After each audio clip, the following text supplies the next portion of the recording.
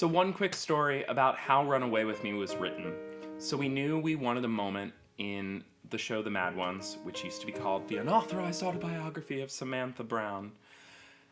We knew we needed a moment for the character of Adam to really try and rescue Sam, and we wanted to play with the audience's expectation that she would say yes, and then sort of rip the rug out from under them and not have her say yes, and to have that be part of the journey of Sam's path towards who she really wanted to be.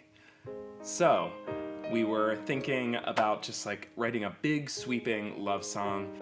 At the time, I was very, very, very much in love with my college girlfriend named Sadie, who eventually became immortalized in my oeuvre in the song, "It's all Sadie, it's still Sadie." That was a song about me trying to get over my college girlfriend. It took a while.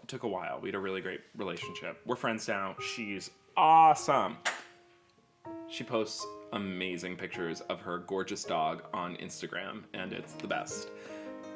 So, I was sitting at the piano at my parents' house, and good things happen sometimes when I haven't played the piano in a while, and I remember I hadn't played the piano in a little while, and I sat down and I was just noodling, and I was thinking about Sadie and how much I loved her, and I played this. It just popped right out. It was probably in this key. That's it. It was originally in G. It was just this. Yeah, and it just kind of came out, and then I started improvising the way you'll sometimes hear me do on this channel.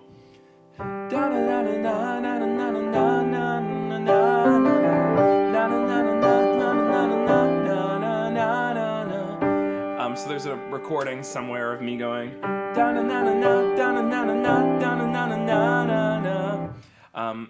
Then Kait and I met up at the Starbucks on 57th Street and talked about what the song should be called, and we knew we wanted it to be him asking her to leave with him, and we talked about calling it either Run Away With Me or Come Away With Me, and Norah Jones' song Come Away With Me had just come out like that week, and so we were like, nope, it shouldn't be that. And so instead we chose Run Away With Me, and I was like, well, that'll fit perfectly. We'll just go, da-na-na-na-na, da-na-na-na-na, run away with me, da-na-na-na-na.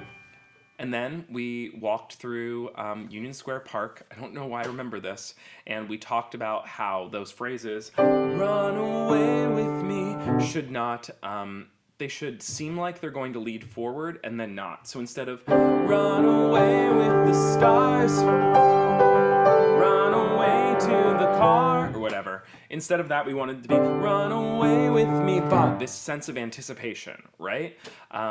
And then Kait went away and started working on some lyrics for it, and she came back to me and she was like, Brian, your melody is really bad. She was like, you can't say anything on it. Let me be a duck, let me be a cow, let me be a platypus, let me be a dream, let me be a skunk, run away with me. And I was like, oh, you're right, that's terrible. We'll just get rid of some of the words, and that became, let me be a ride out of town, let me be the place that you hide, we can make our lives on the go. Run away with me. So, a good edit by Kait. I think that I don't really remember how the verses happened. I'm pretty sure that all that happened is that I passed Kait back like, and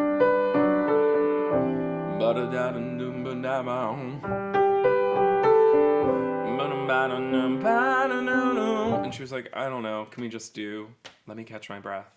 Like something really simple. I think she wrote that lyrics first, like over top of that groove.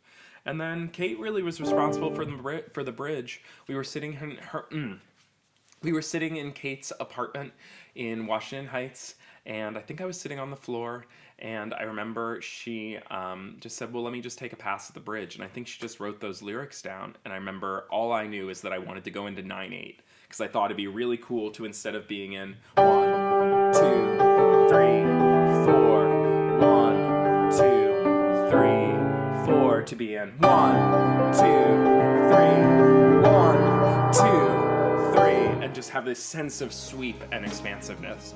And so I was like, Kait, I don't care what the bridge is, as long as I can put it into 9/8. And I think Kait would have to tell you, but I think the idea of I'm not trying to make you a wife here was really important to her. I think she thought that was going to be a really, really useful thing for him to say to Sam, that would be really reassuring, and so it would make it even harder for her to say no. Please, if you're going to record covers of Runaway with Me, make sure to tag us in them. Tag Kerrigan-Lowdermilk and Brian Lowdermilk, and let's make things together on the YouTube. Subscribe and like, and tell your musical theater friends, and we'll keep making delicious musical theater here on the interwebs. Hooray!